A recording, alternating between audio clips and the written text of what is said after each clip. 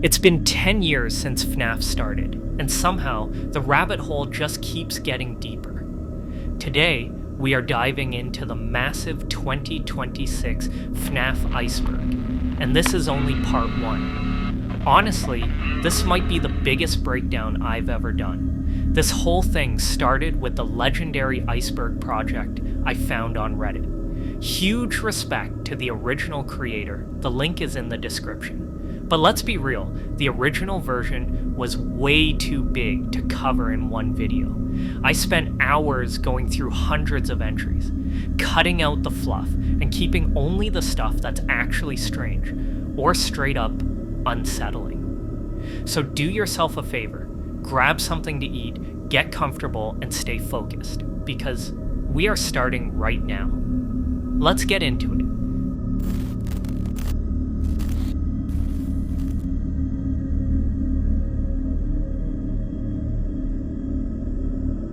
Deskman is Scott.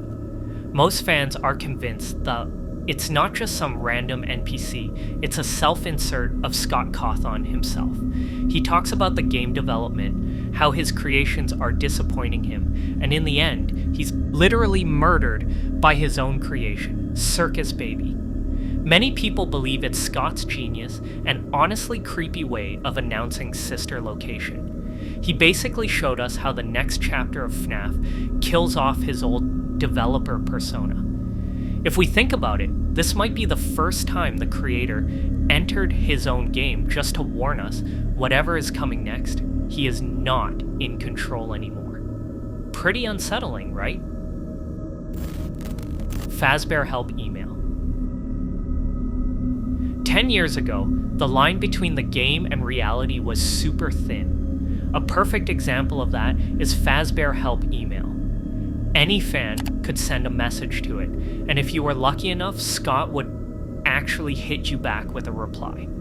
Fans would send everything from game feedback to full-on roleplay messages, acting like they were actually applying for a job at the pizzeria.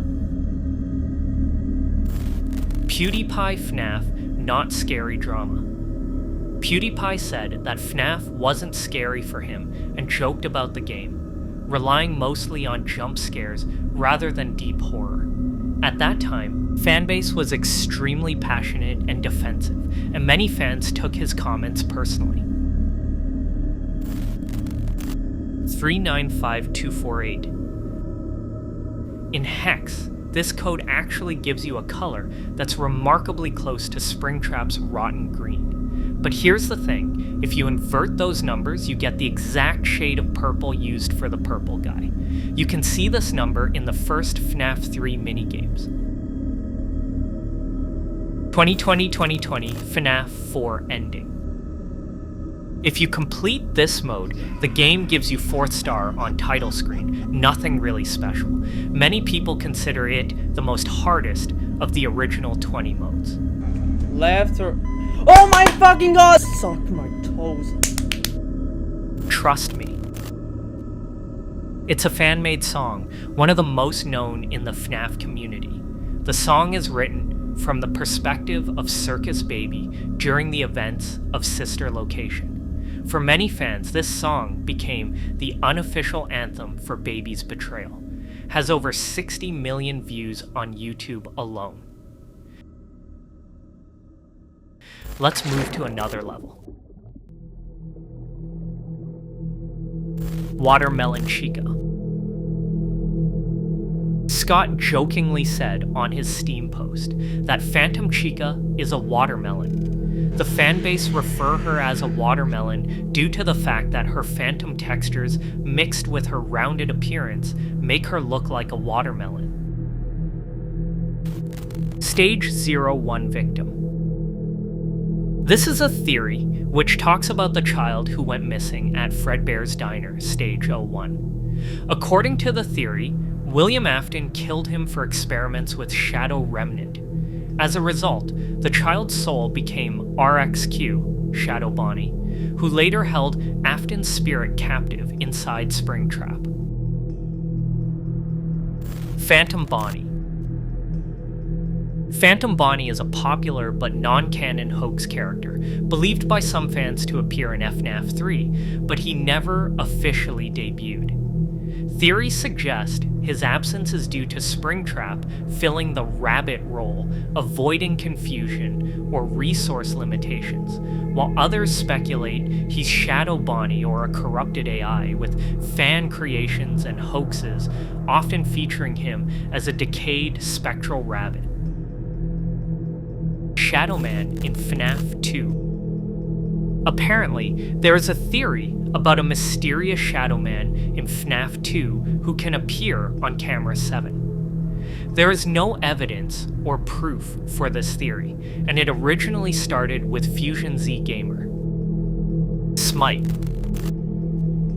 He used to be a famous FNAF YouTuber. People started hating him after he admitted he had never actually played the game, despite being one of the most popular channels back then. He would discuss about FNAF 3 trailer would drop on Christmas Day. He even speculated that there would be a Santa Claus animatronic in FNAF 3. Because he wanted to upload every single day, he ran out of actual facts very quickly. This led to the dumb theories. Apparently, he was also stealing fan art from people and not giving any credits. We Want Out. We Want Out by DA Games is a fan song representing the perspective of the original animatronics. The core lore centers on the missing children who were stuffed into mechanical suits. Has over 13 million views on YouTube alone. ChicaSecretParty.com. The FNAF community was recently shaken by the discovery of ChicaSecretParty.com. This site ties into a mysterious chapter from the upcoming book, The Ultimate Guide 2.0, which claims a game of the same name was released on ScottGames.com for only 3 days in 2016 before vanishing. The website perfectly mimicked Scott Cawthon's classic Click Team era style, featuring cryptic teasers, original music, and hidden artwork that fueled intense speculation about its authenticity. However, the mystery has been solved. It was confirmed to be an elaborate hoax created by fans, the CNE, Hello at Scratch, and Orton Long. The prank successfully tricked thousands of fans. RWQ was a script error. For years, fans believed that when Scott was coding FNAF 2, a bug or a corrupted line of code generated that specific string of text. Because the name is so impossible to pronounce, the theory was that Scott found the error funny and decided to keep it as the character's official name instead of naming him Shadow Bonnie.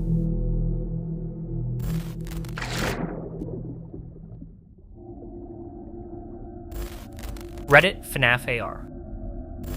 Many people know the game's special delivery, but the subreddit has become a symbol of one of the biggest failures in communication between fans and developers. Initially a place to share experiences, our FNAF AR eventually became a center of anger. Users waited years for updates, receiving only paid skins, until Illimix completely stopped responding. Now, this subreddit is a kind of time capsule, preserving the story of how a promising project slowly died in front of thousands of players and fans. This is worse than the time I was springlocked. This is a funny meme from Reddit that crosses FNAF and Family Guy.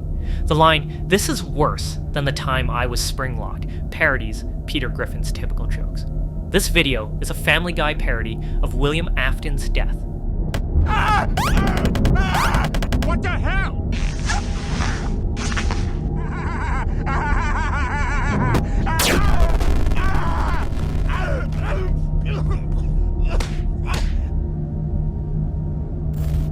Shadow Toy Chica.